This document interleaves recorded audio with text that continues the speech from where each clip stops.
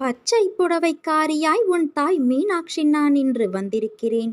கடந்து வந்த பாதையில் நீ பார்க்காத துயரங்கள் இல்லை, ஏமாற்றங்கள் இல்லை.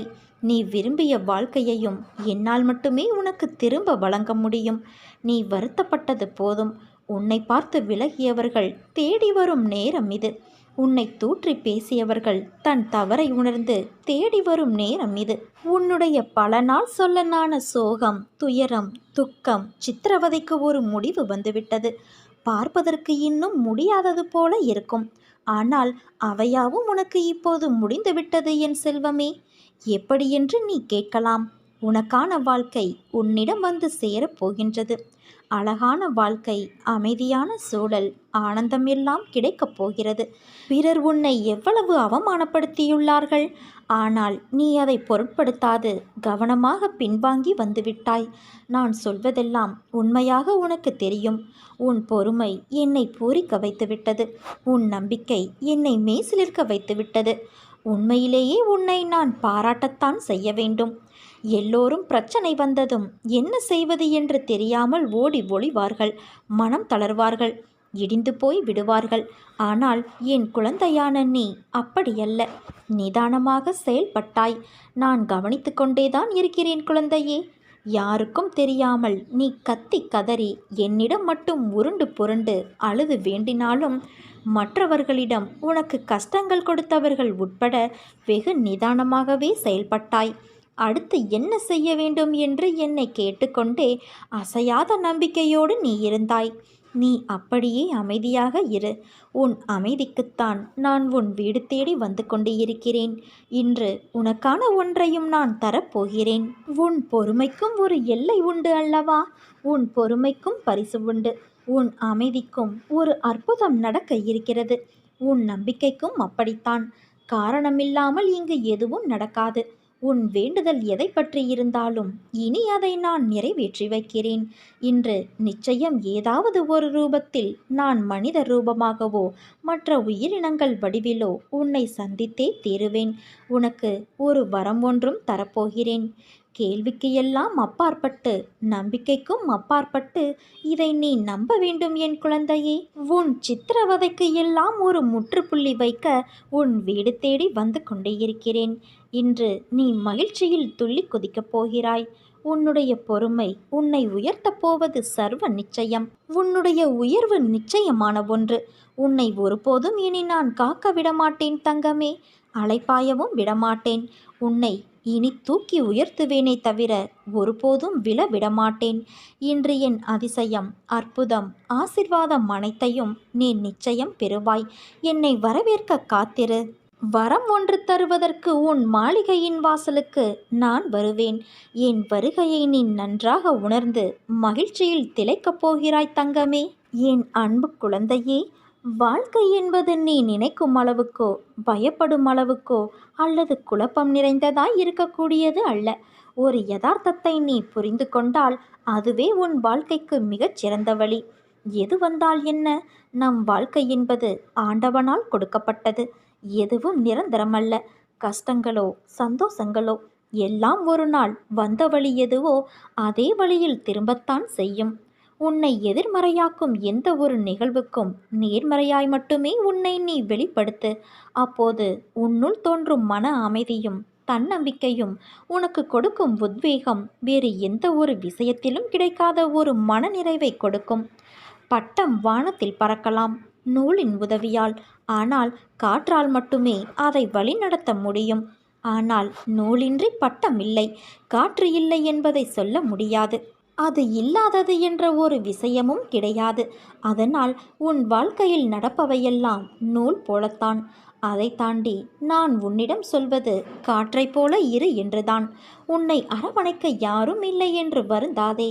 உயிருக்கு உயிராய் உன்னை நான் பாதுகாக்கின்றேன். என் பரிபூரண அருளும் ஆசிர்வாதமும் அன்பும் பெற்ற என் செல்ல குழந்தை நீ. உன்னை விட்டு நான் விலகுவதும் இல்லை, விலகி போகும்படி நான் செய்வதும் இல்லை. நீ ஜெயமாக நல்ல ஆரோக்கியத்தோடு எல்லா செல்வ வளங்களையும் பெற்று சீரும் சிறப்புமாய் வாழப்போகிறாய். நிம்மதியான வாழ்க்கையை வாழப்போகிறாய். உன் அம்மாவாக நான் என்றும் உன்னை அரவணைத்து என் மடியில் வைத்து காப்பேன் என் குழந்தையே. உன்னை அள வைத்து பார்த்தவர்களுக்கு அமைதியாக உன் வாழ்க்கையின் வழியே நீ பதில் சொல்லப் போகிறாய். உன் பின்னே நான் இருப்பதை அறியாமல் அவர்கள் மீண்டும் மீண்டும் தவறு செய்கிறார்கள். அதன் மூலம் உன்னை கண்ணீர் சிந்த வைக்கிறார்கள். ஆனால் உனக்குள்ளே இருக்கக்கூடிய நான் உன்னை அழுவதற்கோ கண்ணீர் சிந்துவதற்கோ விடுவது இல்லை. உன்னை இந்த நிலையிலிருந்து மீட்டு உன்னை உயர்த்தி அவர்களுக்கு உன் வாழ்க்கையின் வழியே பதிலை கொடுப்பேன். அப்போது நீ நான் உன்னோடு இருப்பதை உணர்ந்து மகிழ்ச்சி அடைவாய். உன்னை தேடி நான் வரப்போகிறேன். அடுத்தவர்களால் ஒருபோதும் நன்மை இல்லை என்பதை உணர்த்தவே அவர்களின் சுயரூபத்தை உனக்கு நான் வெளிப்படுத்தினேன். ஆனால் நீயோ வெகுளியாக இருந்துவிட்டாய். உன் அன்பு குணத்தை, அப்பாவித்தனத்தை அவர்கள் பயன்படுத்தி கொண்டார்கள். பொருளையும் நம்பிக்கையையும் நீ இழந்து விட்டாய். அவமானமும் பட்டாய். அந்த கெட்ட காலங்களை நினைத்து பார்க்காதே. அவையெல்லாம் பஞ்சுமெத்தையில் உனக்காக வைக்கப்பட்ட பெரிய முட்களைப் போல குத்தி கொண்டு இருந்தவை. காலங்கள் மாறிவிட்டன குழந்தையே. இனி வருவதெல்லாம் வசந்த காலமே. உனது கையை பிடித்து நான் தூக்கி நிறுத்துகிறேன். இந்த உலகில் என்னை விட உண்மையான உறவுகள் யாரும் இல்லை என்பதை நீ புரிந்து கொள்ள வேண்டும் என்பதற்காக பொய்யான உறவுகளை உன்னிடமிருந்து நான் விலக்கி வைத்தேன். நீ ஆனந்தமாக இருக்க வேண்டும் என்பதற்காக செய்தேன். ஆனந்தம் என்ன என்பதை நீ உணர்ந்து கொள்வதற்காக செய்தேன். ஆனந்தம் மன மகிழ்ச்சியாக இருக்கும்போது வருவது. மன மகிழ்ச்சி உன் கோரிக்கைகள் அனைத்தும் நிறைவேறிய பிறகு வருவது. அதனால் உன் கோரிக்கைகளை எல்லாம் நிறைவேற்றி உன்னை ஆனந்தமாக வைத்து கொள்ளவே நான் முயன்று கொண்டு இருக்கிறேன்.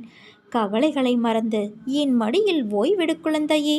உனது இரக்க குணம், பிறருக்கு உதவ வேண்டும் என்கிற உன்னதமான மனோபாவம், இந்த நிலையிலும் பிறர் கஷ்டப்படுவதை காண சகிக்காத மனம், இருக்கும் இடத்திற்கு உண்மையான விசுவாசத்தோடு நடந்து கொள்ள வேண்டும்.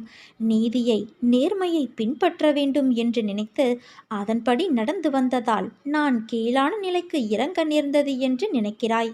கெட்டவர்களும் கெடுமதி உள்ளவர்களும் நன்றாக இருக்கும்போது நல்லவர்களான நாங்கள் மட்டும் ஏன் கஷ்டப்பட வேண்டும்? கஷ்டத்தை மட்டும் ஏன் நீ எங்களுக்கு பரிசாக தர வேண்டும் என்று நினைக்கிறாய்? உன்னை போன்ற நல்லவர்கள் பலரும் இப்படித்தான் புலம்புகிறார்கள். இது இன்றோ நேற்றோ தொடங்கி நடந்து வருகிற விஷயமல்ல. காலகாலமாய் நல்லவர்கள் புலம்புவது தொடர்கதைதான். நல்லவர்கள் தங்களது எஞ்சியுள்ள கர்ம வினைகளையும் தீர்த்துவிட்டு முற்றிலும் சந்தோஷத்தை பெறுவதற்கே கஷ்டத்தை அனுபவிக்கிறார்கள். நான் உன்னிடம் பிரத்யட்சமாக விளங்கவே இந்த தற்காலிகமாக நடக்கும் கஷ்டம். ஏனென்றால் நான் நல்லவர்கள் மனதில் மட்டுமே வாழ முடியும். கெட்டவர்கள் மனதில் எனக்கு இடம் ஏது? இப்படி உன்னை கஷ்டப்படுத்தி நான் வாழ்வதால் என்ன பலன் என்று நீ நினைக்கலாம். நான் உன்னை பக்குவப்படுத்தி பெருமைப்படுத்துவதற்கு இதை உனக்கு வரப்பிரசாதமாக கொடுத்திருக்கின்றேன். உன்னுடைய தகுதிக்கும் தாங்கும் சக்திக்கும் ஏற்பத்தான் கஷ்டத்தை தருகின்றேன். இதை உன்னால் சமாளிக்க முடியும். சோர்வு எதற்கு? அது உன்னை பலவீனப்படுத்தி சிந்தனையை முடக்கும், செயலை குறைக்கும், மந்த புத்தியை உண்டாக்கும். இதற்காகவா நான் கஷ்டத்தை கொடுத்தேன்? இந்த நேரத்தில் நீ வேகமாக செயல்பட வேண்டும் குழந்தையே. உன்னோடு நான் இருக்கின்றேன். இந்த வழியில் ஒரு வேலையாக நான் வந்தேன். அப்படியே என் குழந்தையான உன்னை பார்த்துவிட்டு போகலாம் என்று உன் வாசலுக்கு நான் வந்திருக்கின்றேன். என்னை உள்ளே அழைத்துச் செல் என் குழந்தையே. எப்படிப்பட்ட தருணத்தில் நீ என்னை வந்தடைந்தாய் என்று எனக்கு தெரியும். இன்று உனக்கு நல்ல நாள், மனதிற்கு மகிழ்ச்சி தரும் நாள், அமைதி தரும் நாள், அதிர்ஷ்டம் தரும் நாள். நான் ஏற்கனவே உனக்கு அடிக்கடி சொல்லியிருக்கிறேன், உன் எண்ணங்கள் யாவும் கூடிய சீக்கிரம் நிறைவேறும் என்று. அதன்படி இன்று நான் உன் வாசல் தேடி வந்து கொண்டே இருக்கிறேன் குழந்தையே. உனக்கு அதிர்ஷ்டம் அழைக்கிறது. வந்து அதை என்னிடம் இருந்து பெற்றுக்கொள்.